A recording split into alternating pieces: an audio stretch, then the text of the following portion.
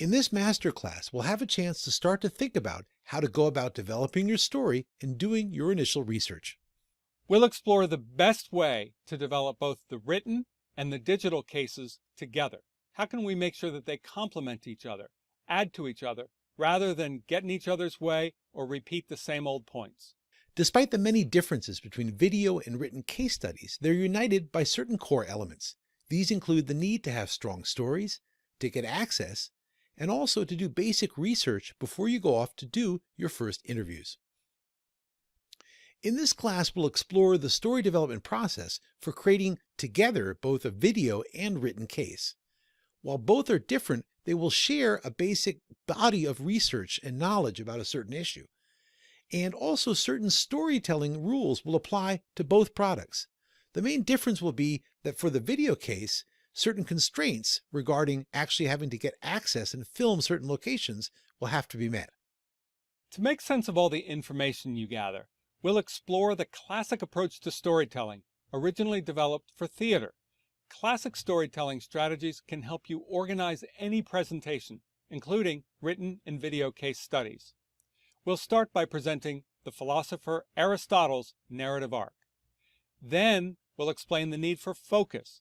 Despite what you've heard about multitasking, people can only pay attention to one thing at a time.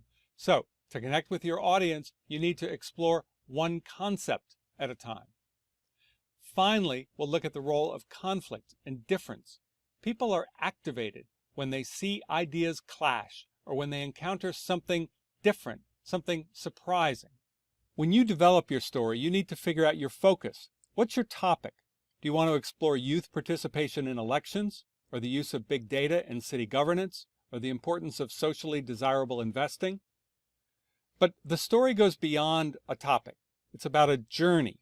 It's about how people struggle to realize their values, how they encounter roadblocks and then devise strategies to overcome those roadblocks one by one. In the end, they either succeed or fail. That's the story. Here's a trick. When you're plotting a story, focus first on the beginning and end. Figure out where you want to meet your audience in the beginning, then where you want to take them by the end. Once you've done that, it's easier to fill in the steps from the beginning to the end. Research begins by asking a simple question. What do you want to know? What problem or dilemma do you want to address? And where can you get the information you need? Research takes you to all kinds of places, starting with online databases, libraries and archives, books and other documents, and videos. If possible, visit the location of the story. Get a sense of the people, their values, the kinds of challenges they face. Also, when possible, interview the major characters, as well as experts who can put the issue into context. Ask simple questions, specific questions that get specific information. Avoid vague questions because they only get you vague answers. When you do research, keep running tabs on all the ideas you discover. Create a document that lists all these ideas you have gathered in the research process. If you do that, you will have the basis of an outline for use later on. Develop a simple filing system, both for online and paper files. Use simple categories to label your folders. Only put material that fits in a category. If you find some information that doesn't fit existing categories, create a new one. Create a new folder. Once you've started to gather lots of materials and ideas, you can start refining your focus. The more you know, the sharper you can understand an idea, the sharper you can understand your focus. You might start with a good question, but you can almost always get a sharper focus as you go.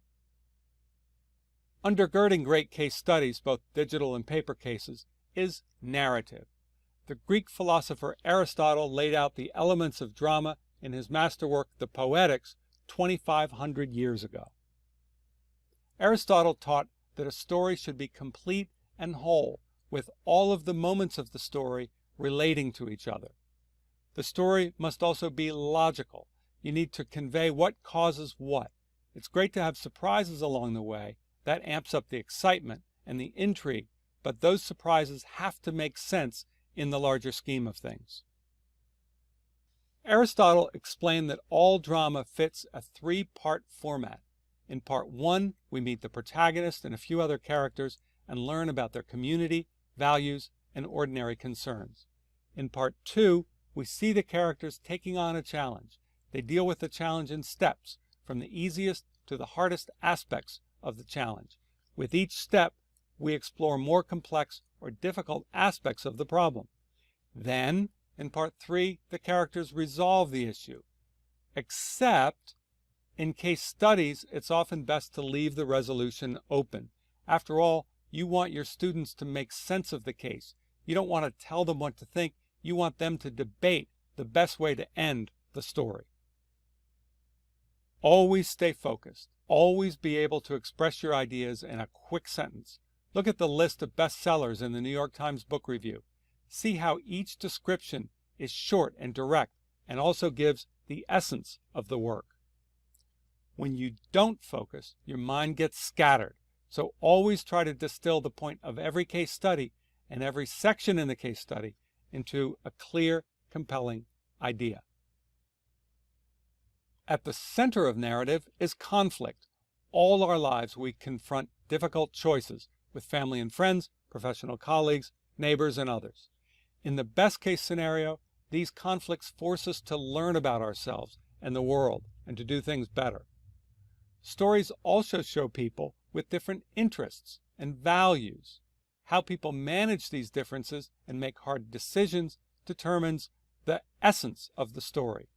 Consider what characters might gain and lose when they make different kinds of decisions. Ultimately, we're talking about trade-offs.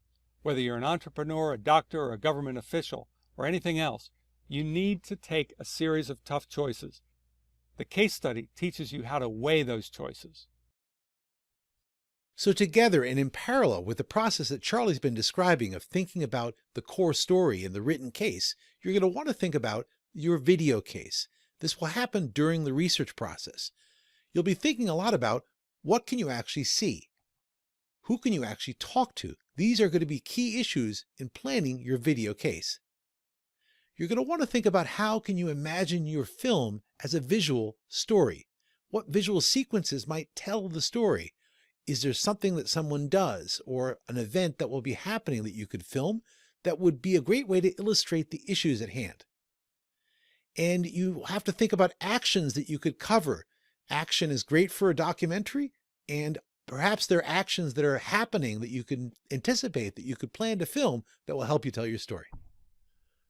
You'll also want to think about narrative structures for the video documentary, and there are a lot of them to choose from. You could have a film that's essentially idea-driven, i.e., one concept pushes into another concept. Another way of organizing your film is chronology. It could be a story filmed over time. These are both very common narrative structures in documentary film. You're also going to want to think about casting the experts that you're going to want to interview. This is actually much more complex than it might appear at first glance. There's often political considerations that have to be factored in. There may be people you need to interview because they're very involved in one organization or another that you're profiling. This is fine, but there's also a limit to how many people you can actually put in the film. A good film is generally built around a few very strong interviews rather than many, many short ones. So these are all things you're going to have to think about as you go about planning your film. You're also going to want to think about casting your film in terms of heroes or people who actually do things that you could see in profile. Who's actually doing the sorts of things that you're talking about in this issue? Is there a family who's involved in the problem that you're profiling? Is there somebody who is working on an issue that you could film doing something? Or are there people who are actually just doing the basic actions you're describing? You're going to want to actually document these sorts of day in the life activities. That's a very important way of capturing the sorts of reality in the stories you're going to want to portray. And as you think about casting your film, you might also want to consider yourself and your team as subjects. This is something that we've done quite a bit in our research cases, in which we follow student researchers in the field as they film themselves on their own research journeys, and then include interviews after the fact to talk about their journey of discovery. We found that this is a fantastic narrative structure, and it actually works very well with the smartphones and stabilizers that we'll be giving you in your package. So it's something we'd like you to consider for your own films. Well, we hope this introduction to the core elements of story research and story development has been useful. In our next lesson, we're going to move on to how to implement these ideas in action in the production of your first film.